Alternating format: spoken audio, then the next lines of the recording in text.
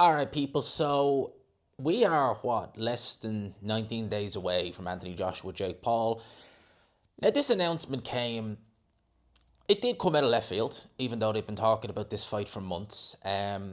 Just the fact that he was going to fight Tank Davis, then he wasn't, and then Anthony Joshua was going to make a comeback. We didn't know against who. Apparently, it would have been against Cassius Chaney. Joshua would have won that fight handily on one of the undercards of the ring. It might have been on the one that just happened, or maybe the one with a new. Either way, he was going to do that. So instead, they decided to make this fight, make an awful lot of money. And although Jake Paul has the likes of Frank Sanchez, Jared Anderson, Lawrence Okoli in sparring, I've said it once and I'll say it again. This should be a handy win for Anthony Joshua. He is training with a member of Team Usyk now by the name of Igor. First fight together. At the end of the day, could have had Eddie Hearn as the trainer, and he should still win this fight. It should be fairly straightforward. And also, just staying on the kind of subject of kind of crossover, kind of weird fights, it was announced by several outlets yesterday that Katie Taylor is in negotiations for another fight. Now, I'm thinking Katie, you should retire after the Amanda Serrano trilogy. The most resounding win out of the three fights. Great way to go out. MSG. What more could you do? Well, there's talk of Katie Taylor in the summer or the autumn of next year facing Ronda Rousey. I mean, for Katie Taylor, taking candy from a baby. Has anyone ever seen? Because Ronda Rousey has been missing from UFC since 2016, which she got, was it Amanda Nunes who knocked her out in a round or stopped her in a round after the Holly Holmes debacle? Has anyone ever seen Ronda Rousey even shadow box? How people said McGregor looked laughable when you saw clips of him, trying to box in the run to the Mayweather fight. Have you ever actually seen Ronda Rousey attempt to box? It's beyond painful. There's a reason why she went to the WWE, which is, scripted. There's a reason she did that rather than stay in MMA or, God forbid, go into boxing. Katie Taylor is not a knockout puncher. She'll stop Ronda Rousey like that. Like that. Ronda Rousey Ronda Rousey can't box to save her life. She's not a striker. She was always a ground and pound. She'll submit you. That was who she was. So, easy cash grab for Katie Taylor. I mean, there you go. But just in terms of this fight, Anthony Joshua should win this fight resoundingly. And Eddie Hearn has been, saying things like, well, this is from an article here. Motor Eddie Hearn has admitted that he and Anthony Joshua will have no choice but to retire if the Brit doesn't obliterate Jake Paul. So he's even saying not only if he doesn't win, but just obliterate him, which I think he really should. Who was famed on YouTube, having previously lost to Tyson Fury's little brother, Tommy Fury, who's no great shakes himself. Hearn also warned that Paul could get seriously hurt against a taller, heavier Anthony Joshua who boasts a 6-inch height advantage, 6-inch reach advantage over Jake Paul. He's also about 4 inches taller as well in terms of height, right? Now, this all sounds well and good, and as I said, there's no real case I can make for Jake Paul winning the fight. However, there was the interesting thing about the whole weight stipulation. So it was reported that Anthony Joshua, even though this is an 8-rounder, cannot weigh any more than 245 pounds, which is extremely strange for certainly boxing. I know in MMA and UFC, I think the UFC heavyweight division is 265, but in boxing it's unlimited. You could be 5'5" and weigh 300 pounds.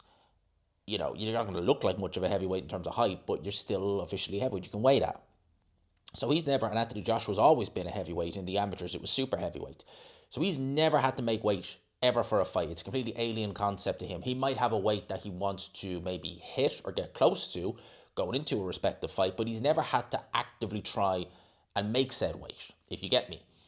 So I'm looking at this article and it says, well, one more posted if Jake loses. If he wins, that confirms rigged theories. If he loses, he will end up best case scenario for him, lose and put up a great fight. But Joshua's weight has weighed more than 250 pounds in each of his last 5 fights. But it is believed that right now he is approximately 265 pounds when he took the fight, requiring him to drop 20 pounds for this fight in the space of a month. Now, you got to bear in mind, right, that's an awful lot of weight for someone to lose who's never actually had to make weight. And for someone like Anthony Joshua, who is never normally out of shape. I mean, he's never out of shape. So when Anthony Joshua's weighing 265 pounds, you're not imagining that he's, fleshy or anything like that. You're imagining that he's solid 265. How in God's name at 36 years old, in the space of a month, are you just going to chuck 20 pounds off you and not have that make an impact. It definitely will. He has not fought in more than a year since his knockout loss to Daniel Dubois in September 2024, but Hearn is confident his boxer will make the weight class. There is no weight class, Daily Mail. It's not a weight class, it's a contracted weight. I spoke to Joshua, he was sitting at 265 or something. I told Nikita he was like 290 or something like that. He told BBC 5 Live. I said I'm not interested in balloon gloves, 2-minute rounds, but he did say it was a real fight. I asked him if it was a 10 or an 8 rounder. They said fine to an 8 rounder. They said the only thing is that Jake would be about 220 and they want Joshua to come down in weight. He's a heavyweight. He's not cut weight before, they said. Look, we're not being funny, and it's not that we need an advantage. Well, you obviously do. But we need you to have some disadvantages. So that's an advantage. You know, it's like Eddie Hearn saying, well, you know, Chris Eubank Jr. wasn't disadvantaged by the rehydration clause, but we needed an advantage. Yes, it was a disadvantage. Seriously.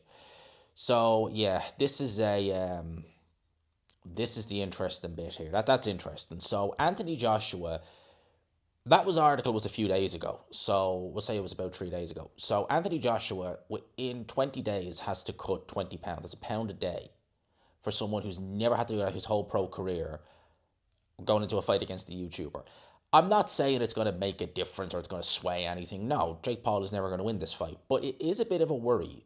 Because again, he weighed 245 against Alexander Usyk, okay, and that was 3 years ago. It's not a crazy long time ago, that's fair enough. But Anthony Joshua went through a whole camp.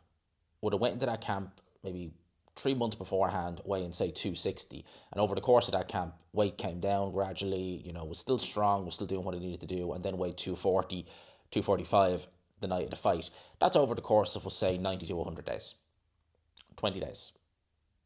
Over someone who's never had to do that before, had to actually specifically hit a check weight, weigh in. That's a worry. It's not ideal, but it probably isn't a game changer. I say probably isn't a game changer. I'd imagine it wouldn't be, but it is. It's kind of hard to explain because you just don't know. I mean, again, you're talking about a guy who's never had to do this before, and now he's having to do it. So how will that affect him? Seriously, how will it affect him? It's very interesting. It's going to be a strange one for me.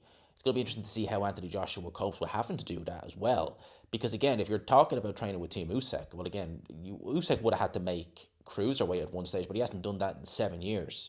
So would the team even be familiar with how and would actually get in the way? You see what I mean? It's going to be a strange one for Anthony Joshua to do that.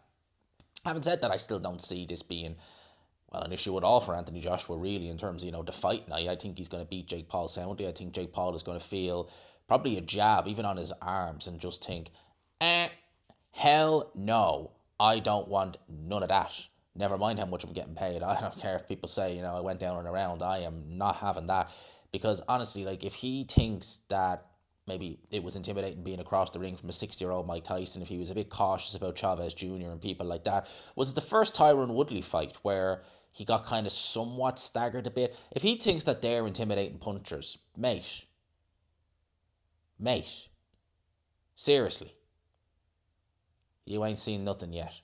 So those are my thoughts on that. Let me know yours in the comment section below. I hope, as always, you enjoyed the video. If you could, people, smash the like button, hit subscribe, all of that good stuff. Until next time, I will leave it there. Peace.